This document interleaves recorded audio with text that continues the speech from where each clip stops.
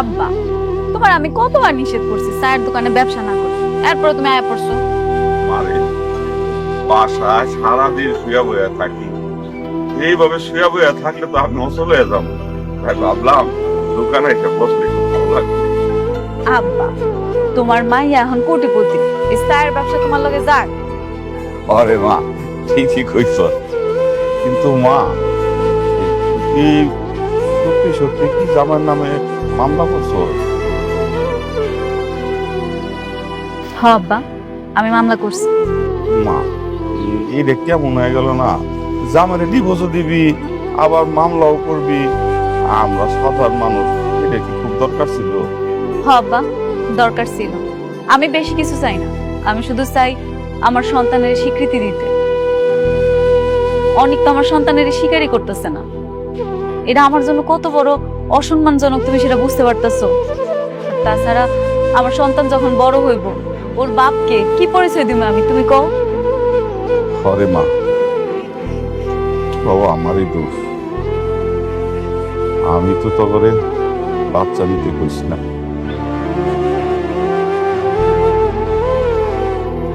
আমি যদি জানতাম যে তবে সংসারটাই টিকবো না,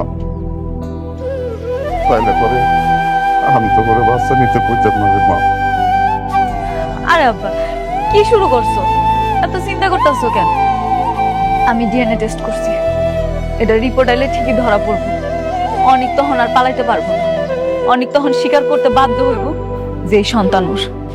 মারে যা করবি একটু সাবধানে করিস, তো যে বিপদ আপদ আসে কদিন বলবো, আমার খুব টেনশন লাগে রে মা।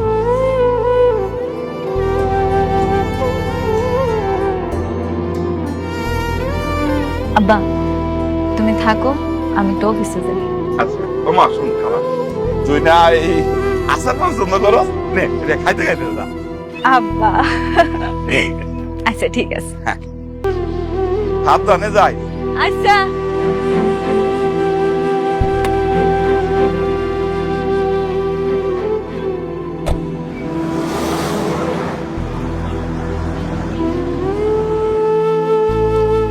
Excuse me.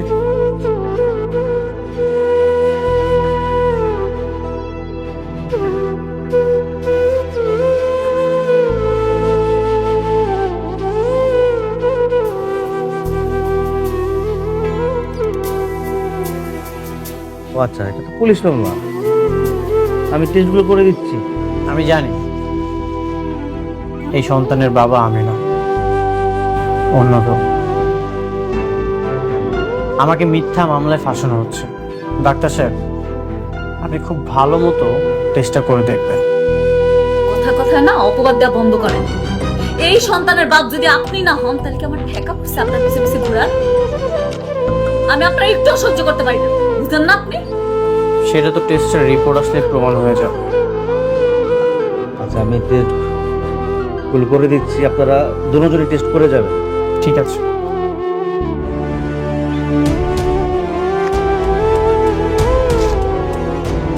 রিপোর্টগুলো করে নেবেন, আপনিও যান। এক্সকিউজ মি, ফাইলটা।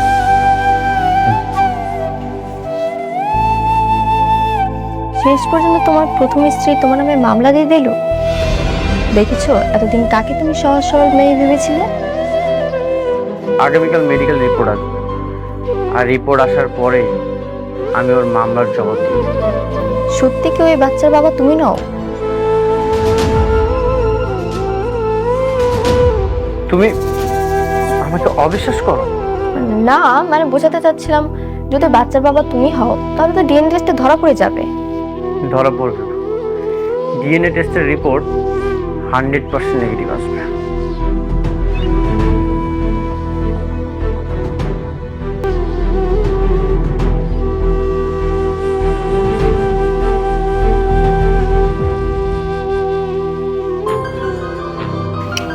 তুমি যাও।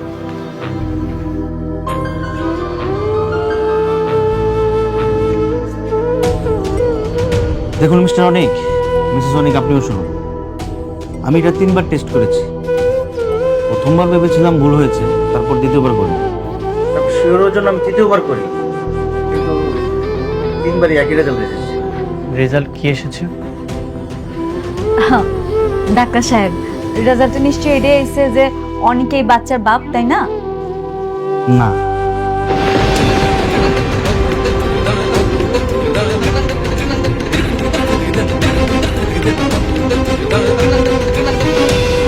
আপনার গর্ভের যে সন্তানের ডিএনএ অনিক সাহেবের ডিএনএর সঙ্গে ম্যাচ হচ্ছে না। সুতরাং আপনার গর্ভের সন্তানের বাবা অনিক সাহেব না।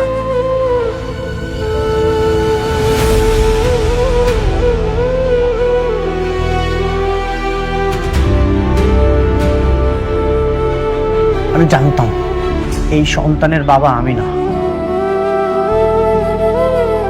আজ নিশ্চিত হলাম এই টেস্টের রিপোর্টের মাধ্যমে। মেঘলা, তুমি এতটা নিচে না নামলেও পারতে।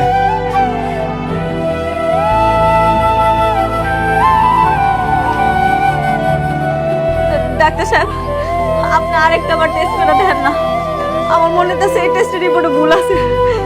আমি জানি এটার ভিতরে কোনো না কোনো ঝামেলা আছে। আপনি আরেকবার টেস্ট করেন। এবার এবার শিওর আমি ঠিক রেজাল্ট আইব। করেন না টেস্ট প্লিজ মেঘলা, আর কত নাটক করবে তুমি? উনি তো বললেন 3 বার অলরেডি টেস্ট করেছে। তুমি যদি 1000 বারও টেস্ট করো না, একই রেজাল্ট আসবে। সত্য সত্যই, এটা কখনো তুমি চেঞ্জ করতে পারবে না। একটু মনে করে দেখো তো,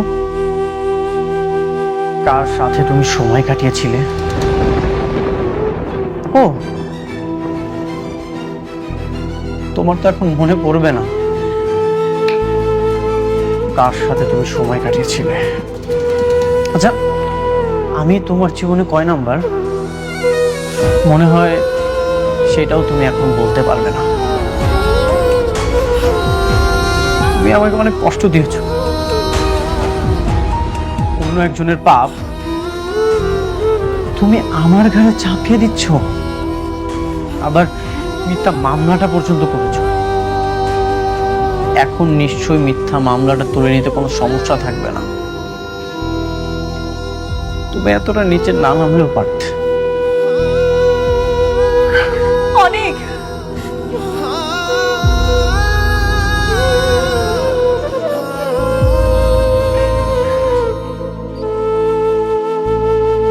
ডাক্তার সাহেব, আমি আপনার দুটো পায়ে পড়ি। ডাক্তার সাহেব, আমার এই অপবাদের হাত থেকে আপনি বাঁচান। আমি মেঘলা, অনেকটা সারা আজ পর্যন্ত কোনোদিন কারো ভালোবাসি নাই। আমার এই শরীরে কেউ কোনোদিন স্পর্শ করার সুযোগ পায়নি। এত বড় একটা অপবাদ কেমনে মাইনা নেব আমি? অনেক আমারও ভুল বুঝতেছে, কিন্তু আমি তো জানি এই সন্তানের বাবা অনেক।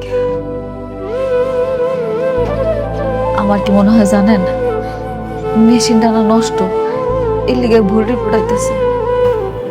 আচ্ছা ভাইয়া, আপনার যদি আমার মতো একটা বোন থাকতো, আর এই বোনটারে মানুষ এরকম মিথ্যা অপবাদ দিত, আপনি কি সহ্য করতে পারতেন? কর ভাইয়া, আপনার দুটো পায়ে পড়ি ভাইয়া, আমার এই অপবাদের হাত থেকে আপনি বাঁচান। আর একটা বার টেস্ট করুন ভাইয়া। ভাইয়া প্লিজ, আর একটা বার টেস্ট করুন ভাইয়া। বোন দেখেন, আমি এটা 3 বার টেস্ট করেছি, বারবার একই রেজাল্ট আসছে। আপনার বিশ্বাস না হলে আপনি অন্য কোনো ডাক্তারকে টেস্ট করতে পারেন, কিন্তু সত্য হলো এটাই, আপনার গর্ভের যে সন্তান তার বাবা অনিক সাহেব না।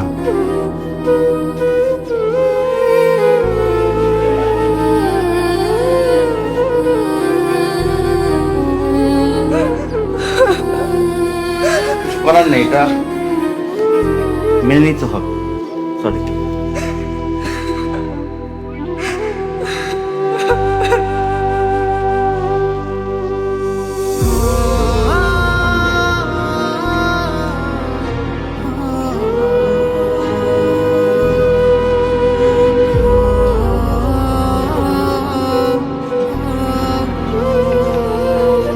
কি হলো অনেক? চুপচাপ বসে আছো কেন? রিপোর্ট কি আসছে? হলো, কথা বলছো না কেন? অনেক ডিএনএ টেস্টের রেজাল্ট কি?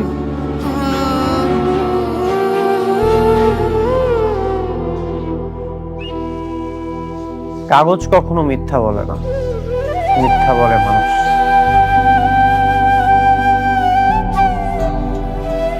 এই রিপোর্ট আমার চরিত্রের সার্টিফিকেট না, এটা হচ্ছে মেঘলার বিশ্বাসঘাতকতার দলিল। বাবা, আমি অনেকবারই বলেছিলাম এই সন্তানের বাবা আমি না, আর আজ তো প্রমাণ হয়ে গেল। এই যে ডিএনএ টেস্টের রিপোর্ট, ডক্টর ক্লিয়ার করে বলে দিয়েছে এই সন্তানের বাবা আমি না। তাহলে এই সন্তানের বাবা কি? সেটা তো আমিও জানি। কিন্তু তুমি তো ওর হাজবেন্ড, এটা তোমার সন্তান না হলে কার সন্তান? হাজবেন্ড ছিলাম, কিন্তু তোমাকে বিয়ে করার পর থেকে আমি ওকে অনেক আগেই ত্যাগ করেছি। এখন তোর সাথে আমি থাকিও না। তুমি কি বলতে চাচ্ছ?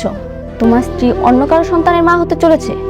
হতেই পারে, এখন তো অনেক বড় লোক মানুষের সাথে তার ওঠা বসা, হয়তো তাদের মধ্যে কেউ একজন তার সন্তানের বাবা।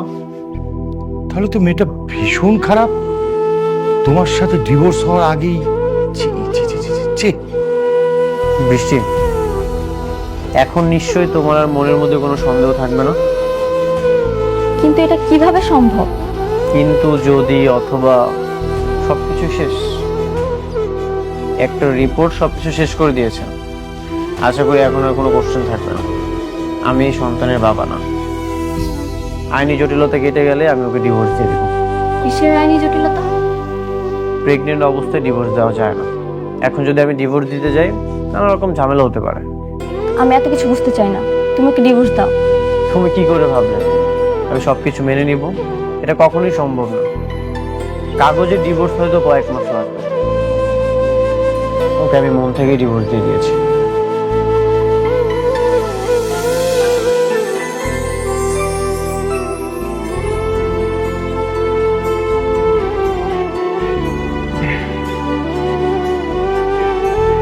এবার নিশ্চিন্ত হলি তো? মন থেকে এখন বোঝাটা ছেড়ে ফেল। সত্যি কি মন থেকে বোঝার নামবে বাবা, নাকি নতুন কোন আশঙ্কার জন্ম হলো? দেখ মা, প্রত্যেকটা মানুষের জীবনে না ঝামেলা থাকবেই, কেউ আমরা ঝামেলা থেকে মুক্ত না। তুই একটা বিষয় নিয়ে যত টেনশন করবি না, সেটা তত জটিল হবে।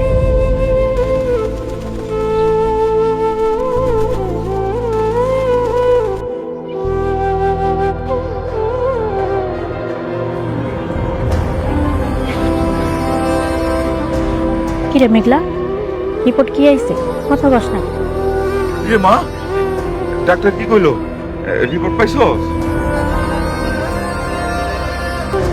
রিপোর্ট পাইছি আব্বা। রিপোর্টে কি আইছে?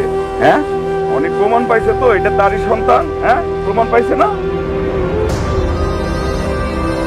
আব্বা, রিপোর্টে আইছে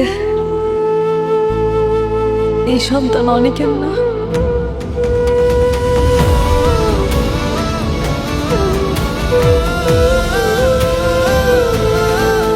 ডিএনএ টেস্ট মিলে না আব্বা।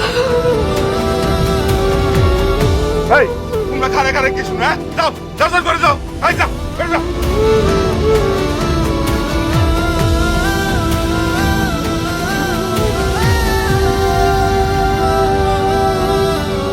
তোমরা আমার ঘরের ভিতরে নিয়ে যাইতেছো কেন? আব্বা, কয়জনের মুখ তুমি বন্ধ করবা? আজ না হয় কাল সবাই তো কইবো আমার এই পেটের সন্তান অবৈধ। এখন আমি কি করব? আমি কই যাব? কেউ কিছু নেবো না, সব ঠিক হয়ে যাবে রে মা। আব্বা, আম্মা, তোমরা তো বিশ্বাস করো আমি কোনো পাপ করতে পারি না, আমি খারাপ না। আমার এই পেটের সন্তানটা তো অনেক, এটা তো তোমরা জানো, আম্মা জানো না। মা, আমি তোরে বিশ্বাস করি, আমি সবাই তোরে বিশ্বাস করি, তুই খারাপ কাজ করতে পারোস না। আর এই পেটের সন্তান অনেকেরই, এনার কোনো কথাই হইব না। আর ওই ডাক্তার গো যন্ত্রপাতি, এরা কি ঠিক আছে কখন কি হয়? মা, মা, তুই মন খারাপ করিস না। তুই কিন্তু তোর সব ঠিক হয়ে যাবো, সব ঠিক হয়ে যাবো। কিন্তু আব্বা, যার সন্তান এই যদি স্বীকার না করে, আমি সমাজে মানুষের কি করবো কো?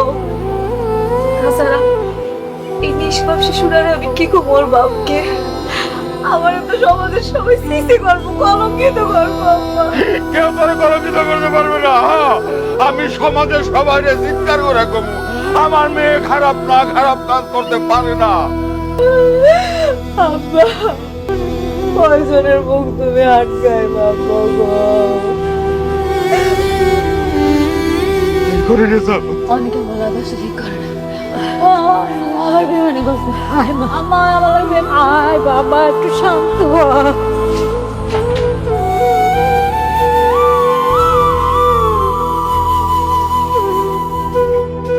পর টেবিলে যা পড়তে পারিস না, এখানে বসে পড়তে হবে কেন?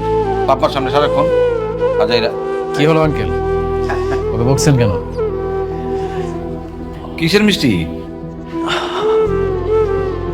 খেলা তো পুরো জমাই দিছি আঙ্কেল। কিরকম? অনেক এখন মেঘলারে সবচেয়ে বেশি ঘৃণা করে। তুমি সত্যি কথা বলতেছো তো? হ্যাঁ আন্টি, আমি যে কাজটা করছি না, এখন ওদের মধ্যে এখন তৃতীয় বিশ্বযুদ্ধ শুরু হয়ে গেছে। আচ্ছা বাবা, আমি যে এর মধ্যে অফিসে যাই একদিন কানে বিষ ঢেলে দিয়েছিলাম, তাতে কোনো কাজ হয়েছিল? তাতেও হয়েছে, কিন্তু আমি কি করেছি সেটা জানলেন না?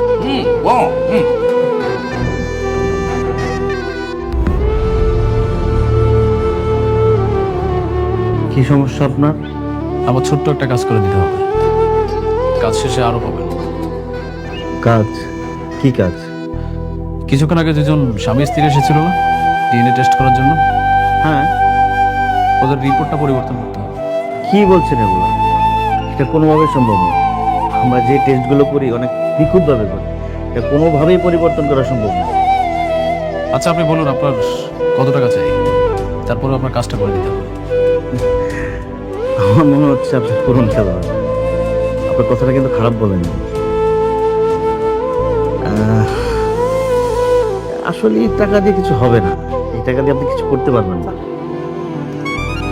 টাকা এমন একটা জিনিস যা সবকিছু পরিবর্তন করতে পারে। এখন আপনি বলেন আপনার কত টাকা চাই? আমার 2 লক্ষ টাকা লাগবে।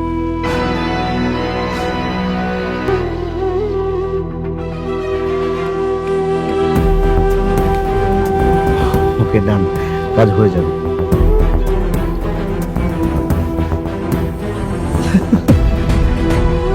ওরে বাবা, তুমি তো বিরাট বাস দিয়ে দিছো। আমার মনে হয় আরো 4-5 মিনিট খাওয়া উচিত। খান খান। অনেকের মনের মধ্যে এখন ওর বইয়ের প্রতি ঘৃণা বাড়ানো শেষ, এখন ওর বইয়ের মনের মধ্যে ঘৃণা বাড়াতে হবে। ম্যাডাম আমাকে ডেকেছিলেন? আমার একটা জরুরি মিটিং ছিল, আমি মিটিংটা শেষ করে আসতে একটু দেরি হয়ে গেল। Sorry madam. কোনো অসুবিধা নেই। আপনার মিটিংটা কি শেষ হয়েছে? জি ম্যাডাম। ম্যানেজার আঙ্কেল, আমি আপনার কিছু কথা বলতে চাই। জি ম্যাডাম। আমি আর এই অফিসে আসুন না, আমার আর কিছু লাগবে না। কি বলেন ম্যাডাম? আপনি ছাড়া কিভাবে চলবে? সবকিছুতে আপনাকে দরকার। ঠিকই বলতেছি ম্যানেজার আঙ্কেল, আমার বাড়ি গাড়ি বিলাসী জীবন কিচ্ছু চাই না। আমার না একটু শান্তি চাই। এই বিলাসী জীবন দিয়ে আমি কি করবো আপনি কোন? ম্যাডাম আপনি কোনো কারণে টেনশন আছেন? আপনি আমাকে বলেন, আমি সমাধান করার ব্যবস্থা করছি। না না, আমার লগে যেটা ঘটতেছে সেটা আপনার সমাধান করতে পারবেন না। তো ম্যানেজার আঙ্কেল, আমার আর কিচ্ছু লাগবে না। আমার ধন সম্পদ বাড়ি গাড়ি কোনো কিচ্ছু দরকার নাই। আমি না একটু একা থাকতে চাই, একটু শান্তি চাই। ম্যাডাম এটা আপনি কি বলছেন? মানে সবকিছু আপনি ছাড়া কিভাবে সম্ভব? মানে আপনার সাইন লাগবে ব্যাংকের, আপনার সাইন চেকে সাইন লাগবে, সমস্ত কিছুতে আপনাকে দরকার। আপনাকে ছাড়া তো কিছু চলবে না ম্যাডাম। আমি যখন ছিলাম না তখন আপনি ছিলেন তো, আমি জানি আপনি পারবেন। আপনি একটু কষ্ট কইরা অফিসের সবাই ডাক দিয়ে দিবেন। আমি একটু যাওয়ার আগে ওনাগুলোকে লগে কথা কইতে চাই। জি ম্যাডাম। রহিম ভাই। জি স্যার। অফিসের সবাইকে এখানে ডাকুন। জি স্যার। আপনাকে পেয়ে আমরা সবাই নতুন করে কাজ শুরু করছি, নতুন উদ্যমে।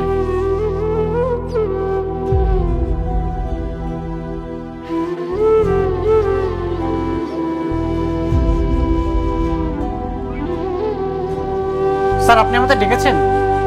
হ্যাঁ ম্যাডাম।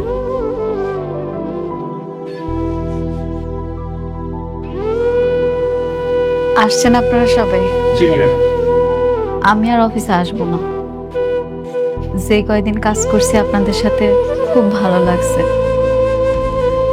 আপনারা সবাই আমার জন্য দোয়া করবেন, আর যারা উপস্থিত নাই তাকে একটু বোঝায় বলবেন। ম্যাডাম আপনি কি আজীবনের জন্য চলে যাচ্ছেন? আপনাকে ছাড়া আমাদের অফিস চলবে কি করে?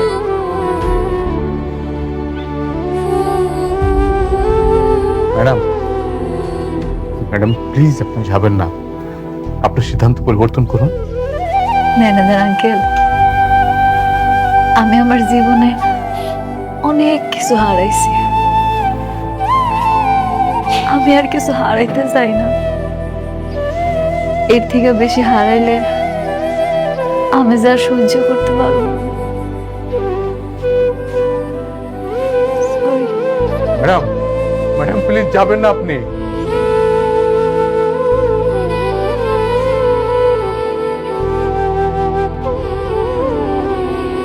কি ব্যাপার স্যার? একটা বস্তির মেয়ে, ও সরি, সামান্য একটা কর্মচারী চাকরি ছেড়ে চলে যাচ্ছে, তাকে এত রিকোয়েস্ট করার কি আছে?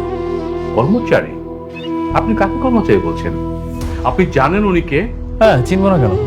ও তো একটা বস্তির মেয়ে, সারা জীবন বস্তিতে ছিল, আর আমার বন্ধু ওকে বিয়ে করেছিল, ওকে ব্যবহার করে আরেকটা বিয়ে করেছে, আর আমি ওকে চিনব না কেন? স্টপ রাতুল সাহেব, আর একটা বাজে কথা বললে আপনার সমস্ত প্রজেক্ট আমি বন্ধ করে দেবো। Sorry sorry sir, sorry. আপনি জানেন উনি কে?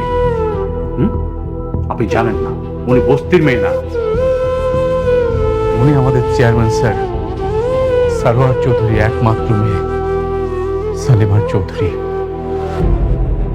উনি সালিমার গ্রুপ অফ কোম্পানির একমাত্র উত্তরাধিকারী, 50,000 কোটি টাকার মালিক।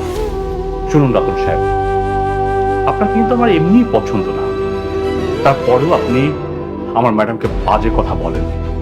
ফার্দার যদি এখন বাজে কথা বলছেন, তাহলে আপনার কাজ আমি ক্যান্সেল করে অন্য কাউকে দিয়ে দেব। কথাটা মনে রাখবেন, মাইন্ড ইট। এই ফকিন্নির ঘরে ফকিন্নি, হাজার হাজার কোটি টাকা মালিক।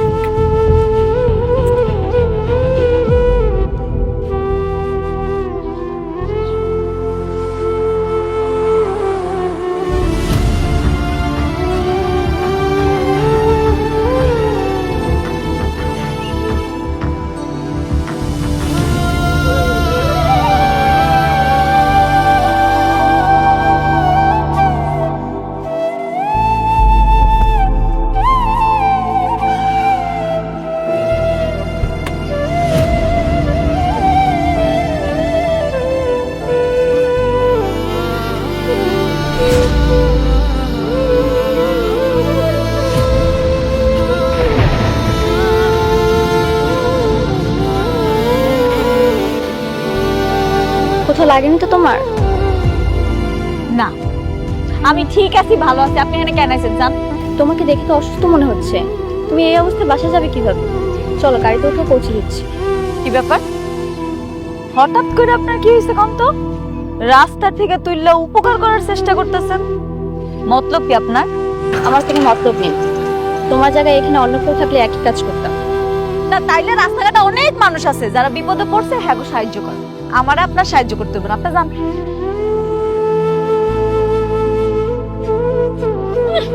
আইসে দরদ উতলায় পড়ে, হ্যাঁ